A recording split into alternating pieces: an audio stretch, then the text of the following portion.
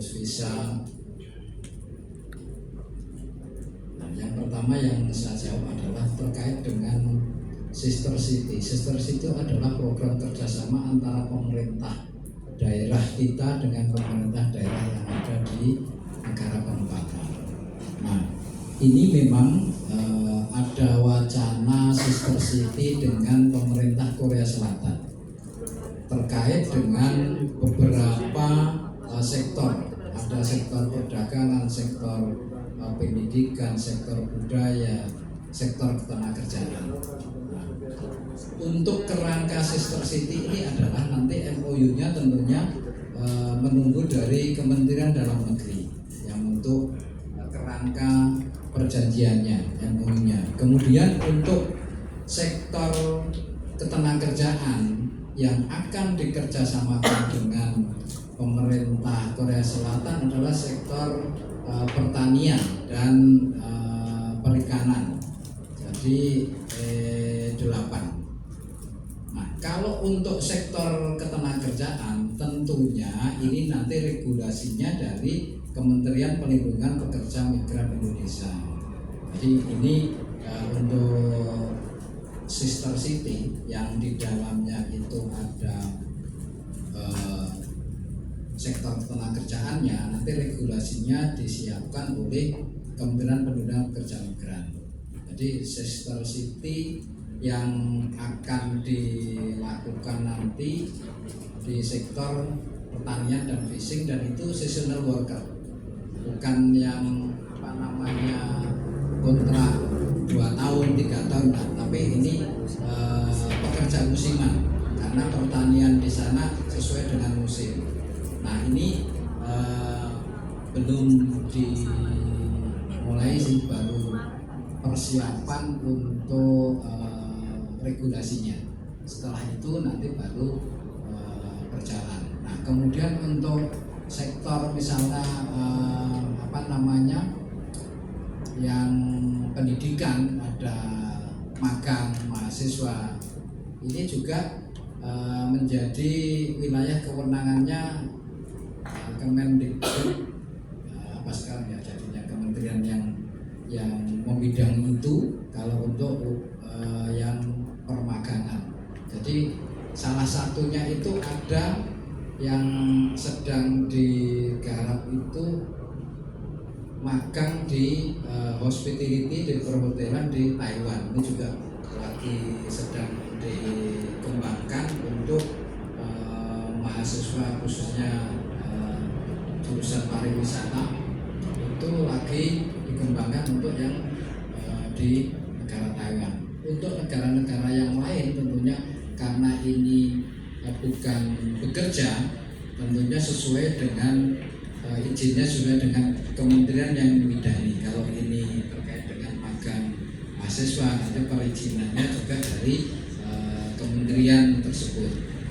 Kemudian untuk pengurusan paspor, sebetulnya pengurusan paspor itu menjadi wilayahnya atau domainnya imigrasi. Akan tetapi biasanya imigrasi sekarang sudah berada di pelayanan publik, itu sudah ikut bisa mendaftar di situ. Kalau Kabupaten Magelang itu sudah ada belum ya, Kabupaten Magelang? Tapi ada beberapa pelayanan publik kota ada. Nah, di kota. Jadi itu yang ngurus itu imigrasi ya, yang mengeluarkan paspor. Kemudian kalau visa itu ngurusnya di perwakilan negara penempatan yang ada di Indonesia.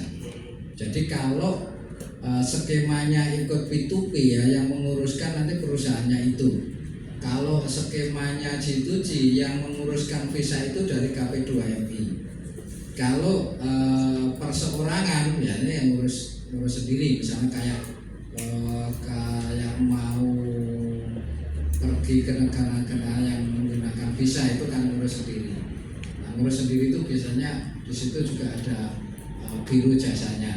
Jadi untuk visa itu yang menerbitkan adalah negara penempatan, dan kepengurusannya itu tergantung skemanya apa. Kalau skema nanti yang P2P, G2G itu berarti tidak pengurus pribadi, sudah ada yang menguruskan. Kemudian terkait dengan pelatihan, nanti biar dijawab Bu Sekdin, apakah Dinas Kota Magelang ini sudah mempunyai program untuk pelatihan. Kalau KP2MI tahun ini memulai melakukan memberikan subsidi pelatihan bagi calon pekerja migran karena memang jumlahnya belum banyak. Kami baru daerah-daerah yang tanpa pekerja migran, kita serahkan biayanya ke lembaga pelatihan untuk disubsidi. Misalkan pelatihan itu biayanya 3,5, mungkin nanti kandidatnya pesertanya hanya bayar 2 juta karena yang 1,5 sudah disubsidi dari KP2MI. Ini ada program tahun ini tapi belum mampu untuk 10 kabupaten kota itu nanti bisa mendapatkan biaya itu. Kemudian untuk Mas apa tadi yang SMK perhotelan ya Mas ya? SMK perhotelan itu sebetulnya kalau G2G ini belum ada sektor perhotelan, adanya yang skema P2P.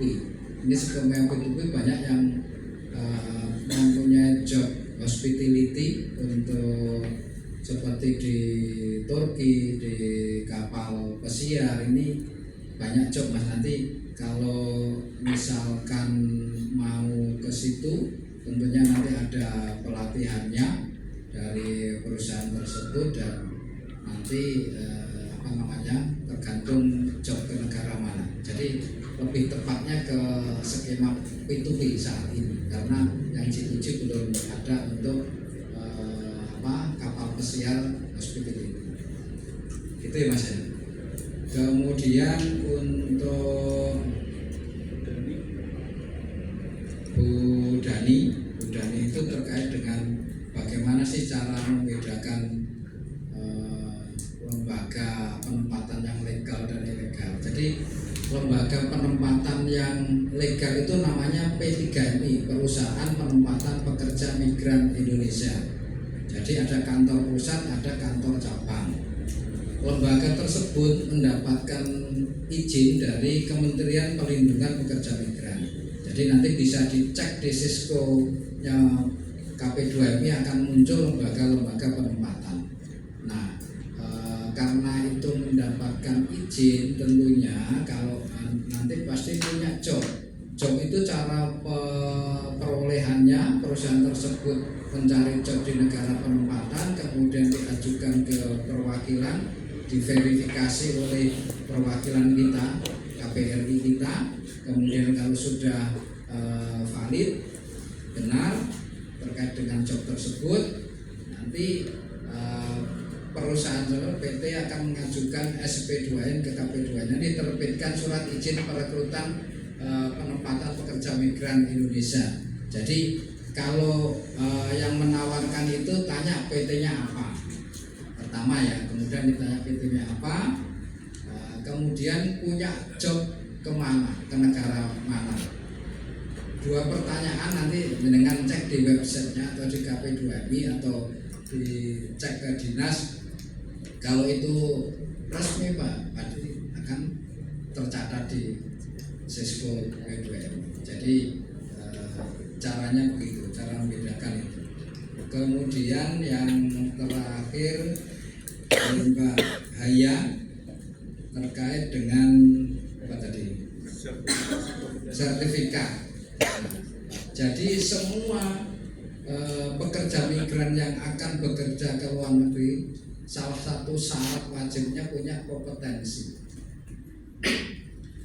Kompetensi itu sesuai bidang pekerjaan yang akan dikerjakan di negara penempatan. Contoh, pekerjaan sektor rumah tangga itu nanti akan mereka ikut pelatihan di lembaga pelatihan keterampilan swasta itu.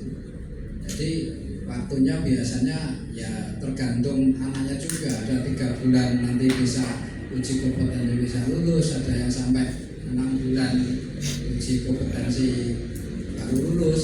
Jadi nanti ada yang lembaga sertifikat profesi itu menguji. Nah, kalau diuji itu lulus, nanti akan diterbitkan sertifikasi kompetensi dari BNSP, Badan Nasional Sertifikasi Profesi. Nah, itu kalau sudah diterbitkan sertifikat itu berarti sudah dianggap kompeten di bidangnya tersebut. Jadi kalau penerbitannya sertifikasi itu nggak lama, yang lama itu proses belajarnya. Biasanya 3 hari itu sudah keluar kalau uji kompetensi, nanti 3 hari keluar sertifikatnya. Yang lama itu proses belajarnya itu Mbak. Lembaga pengujinya, ya bisa. Hah? Oh yang belajar, ya. Jadi lembaganya itu tinggal milih nanti ada mau belajar di mana, kan ada lembaga pelatihan yang sudah berizin itu LPK-nya, bebas untuk memilih. Kalau yang paling dekat mana ya itu. Tapi juga harus dicek lembaga itu sudah terakreditasi, punya izin apa belum. Jadi silahkan pilih di mana saja, bebas. Ada lagi? Menambahkan yang tadi terkait BNSP, kalau masa